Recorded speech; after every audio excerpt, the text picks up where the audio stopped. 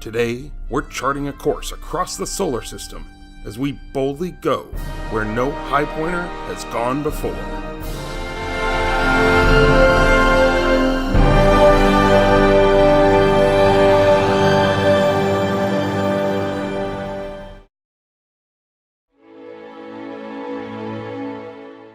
Hi, I'm Skye Marthaler. Welcome to Rooftops of the Solar System.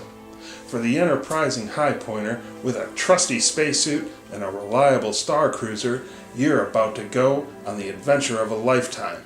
But before we blast off into the final frontier, take a moment to click the red subscribe button below and the bell icon next to it for all the latest Rooftops updates.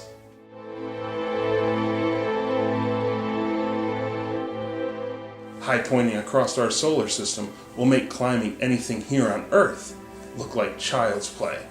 Conditions out in space are extreme. We'll go to locations where the temperature varies 1,000 degrees between the night and day, and others where it barely hovers above absolute zero. You'll visit environments where it snows metal, or see lakes made of methane, witness powerful volcanic eruptions, or spot geysers spouting plumes miles high. You'll stand on cliffs so tall, if you fell, it would take 10 minutes before you hit the ground. Or stand at the bottom of a canyon, so deep, the rim would be lost in the clouds. And we haven't even started talking about the mountains.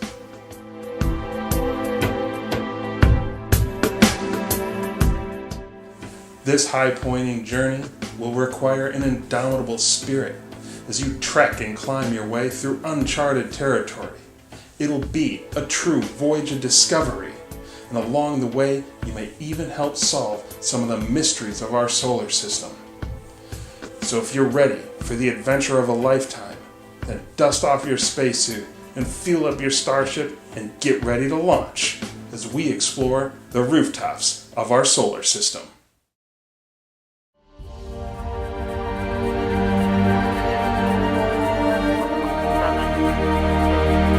5, 4, 3, 2, 1. And liftoff at dawn.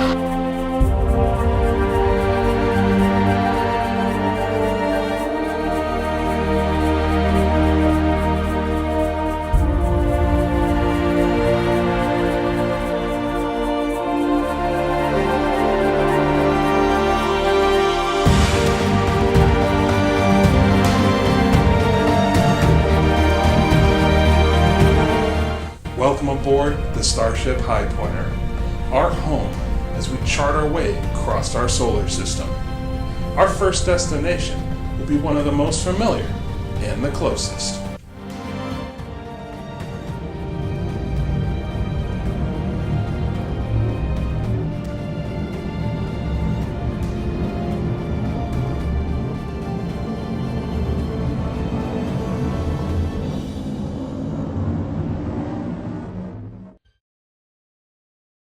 It lights up our night sky and is our closest neighbor, a constant companion and our protector. Without it, life on Earth would be drastically different. It's responsible for the tides and the seasons, and it is also the only extraterrestrial body humans have yet stepped foot on.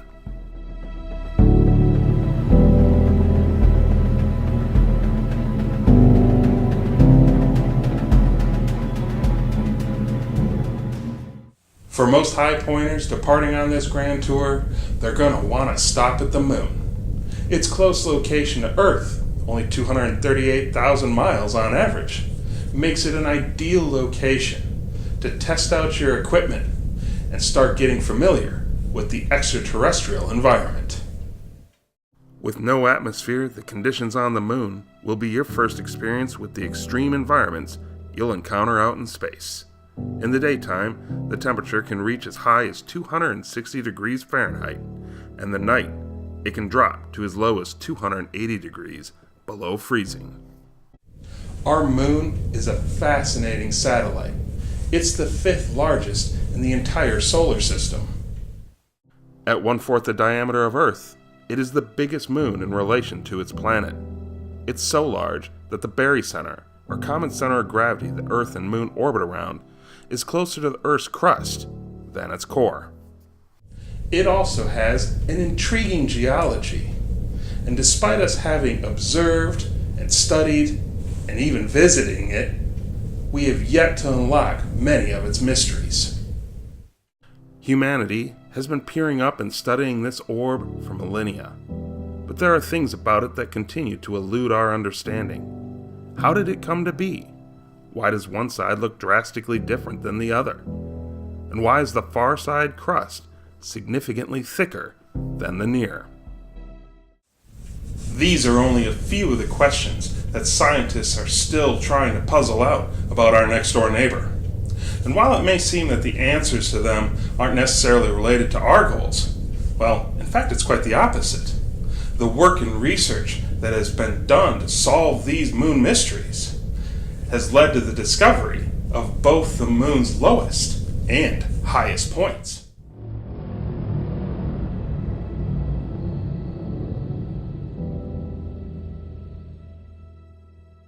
Our first stop will be the moon's tallest mountain, Mons Huygens.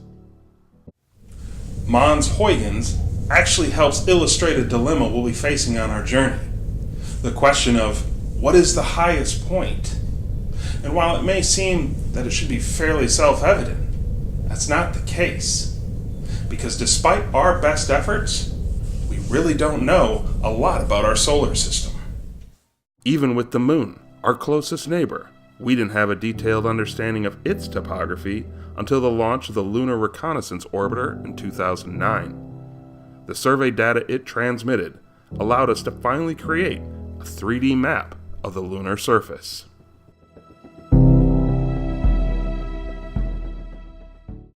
For our purposes, we're going to look at the highest identified point available, based on the data that we have. But despite that, you're still going to want to pay a visit to Mons Huygens. In addition to being the moon's tallest mountain from base to peak, Mons Huygens is also the highest point on the moon visible from Earth. It is located in the Montes Apenninus, a range that makes up the southeastern border of the Mare Imbrium. The mountain itself is named after the Dutch polymath Christian Huygens. One of the reasons we're stopping here is because this site serves as a great introduction to a different type of mountain building event, one that we normally don't see on Earth. The mountains and high points we're familiar with are created through tectonic, volcanic, or through erosion and deposition activity. That's not the case here.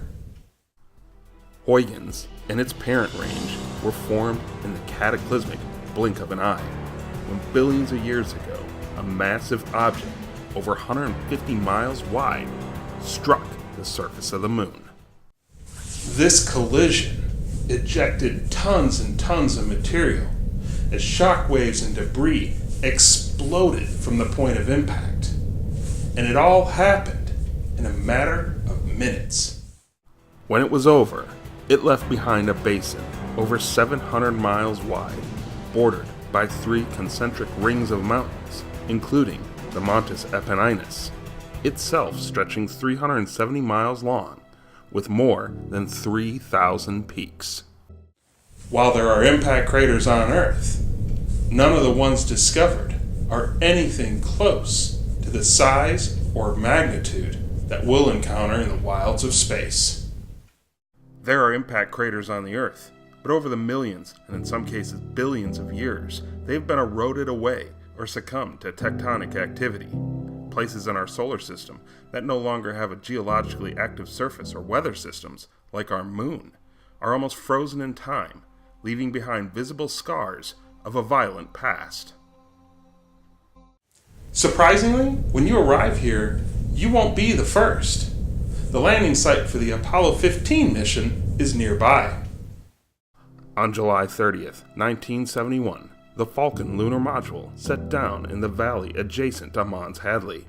Astronauts David Scott and James Irwin would spend the next several days surveying and gathering materials of the nearby mountains and the Hadley Rill. And while Scott and Irwin laid eyes on these mountains, no one yet has had an opportunity to make a summit attempt.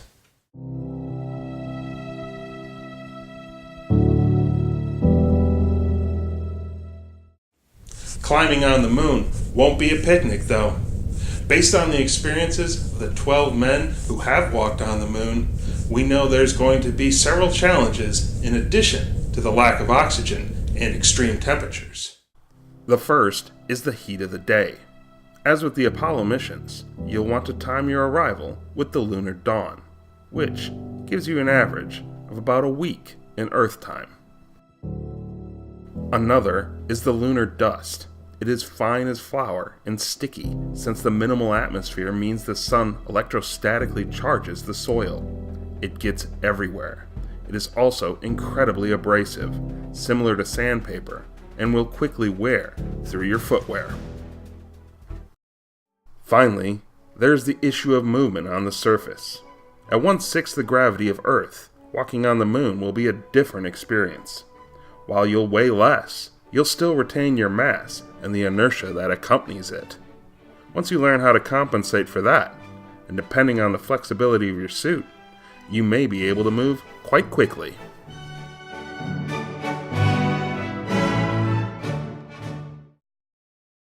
Despite these challenges, the climb itself should be pretty straightforward, at least from a technical standpoint. Due to how these mountains were created, they're not as sheer or steep as mountains of a similar height on Earth. You'll be able to use the moon's gravity to your advantage as you bound upwards. You may have to circumvent a few boulders, but when you reach the summit of Mons Huygens, you'll be at an elevation of over 18,000 feet. From up here, looking to the northwest, you'll be able to take in the vastness of the Mare Imbrium, and to the southeast, the Mare Vaporum. Finally, you'll be able to take in the pale blue dot we call home. It's time to travel to the far side of the moon, an area that is yet to have the tread of a human. Due to the tidal lock nature of the moon, we on Earth were only able to see the near side and had no idea what lay on the opposite. Then, on October 7th, 1959, that all changed. On that day, the Russian Luna 3 probe, already in lunar orbit, opened its camera and snapped the first photos of the far side. These blurry images completely changed our understanding of our neighbor, and only deepened its mysteries. 9 years later, in December 1968, astronauts Frank Borman, James Lovell, and William Anders would be the first people to ever view the far side in person, when the Apollo 8 mission made the first manned lunar orbit. Since then, we've continued to uncover more details and data, most recently in January 2019, when the Chinese National Space Administration landed the first lunar rover on the far side. Scientists knew that the far side of the moon had a higher topography since the early 70s. They just didn't know the details. It wasn't until 2010 that the elevation of both the lowest and highest points was officially determined.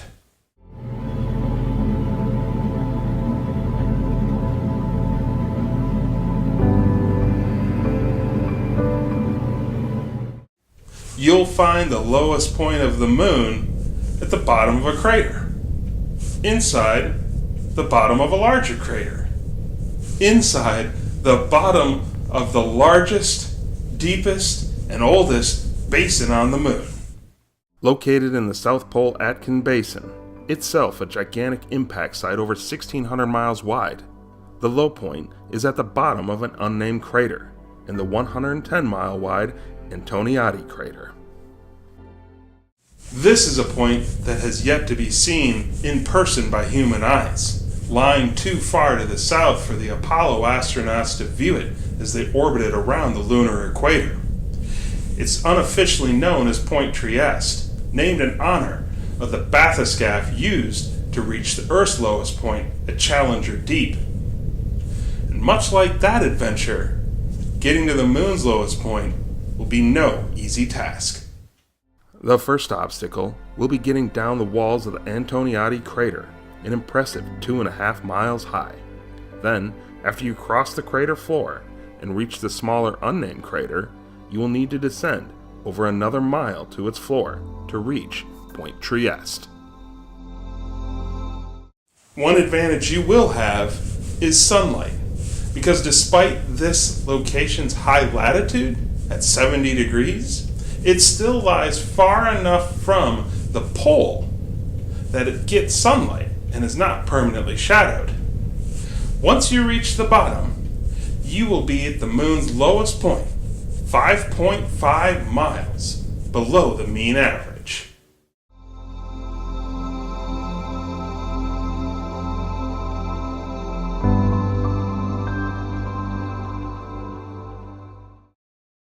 Having visited the moon's tallest mountain and its lowest point, it's finally time we head out to its highest point.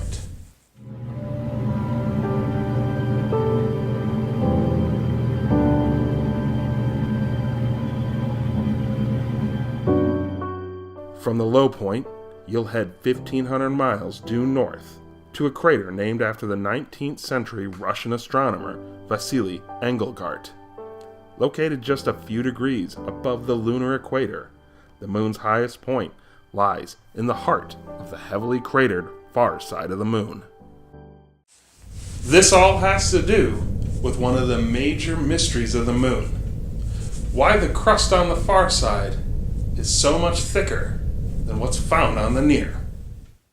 What we do know is because of the thicker crust, there were none of the lava flows that flooded out after impacts and smoothed the surface like you find on the near side.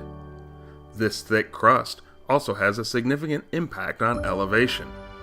On average, the elevations of the far side are over a mile higher than the average elevation on the near. In this way, the lunar high point is similar to the Earth's highest point, Mount Everest. It's the highest point among other high points. As you trek through the rugged lunar highlands, you will eventually reach the Korolev crater. To the north of this 270-mile-wide basin lies Engelgart crater. This is one of those instances where the journey may be more rewarding than the high point itself. You just completed an epic trek across the far side lunar landscape. Plus, after your adventures at Mons Huygens and Point Trieste, reaching the summit of the moon's highest point may come as a bit of a relief. The high point lies on the eastern edge of the crater. Depending on the approach taken, you may only encounter a 3-degree incline as you weave around smaller impact craters en route to the summit. As of this time, the highest point of the moon doesn't have a name, even an unofficial one. So with that in mind, I'm proposing Selene Point. So I'd love to hear your suggestions in the comments. Once you reach the top, you'll be over 6,000 feet higher than you would be at the summit of Mount Everest, at an elevation of 35,387 feet. From up here, you'll be able to take in the full scale of the lunar highlands and the cratered surface of the far side. If you look up, you'll be able to take in the dark void of space with no Earth in sight.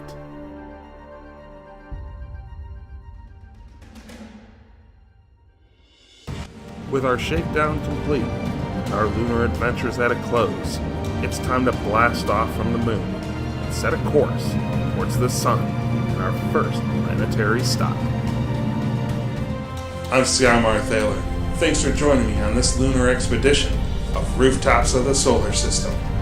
In our next episode, we'll explore the terrestrial planets of Mercury, Venus, Earth, and Mars. Remember, click that red subscribe button and the bell icon for all the latest high-pointing updates. I'll see you soon.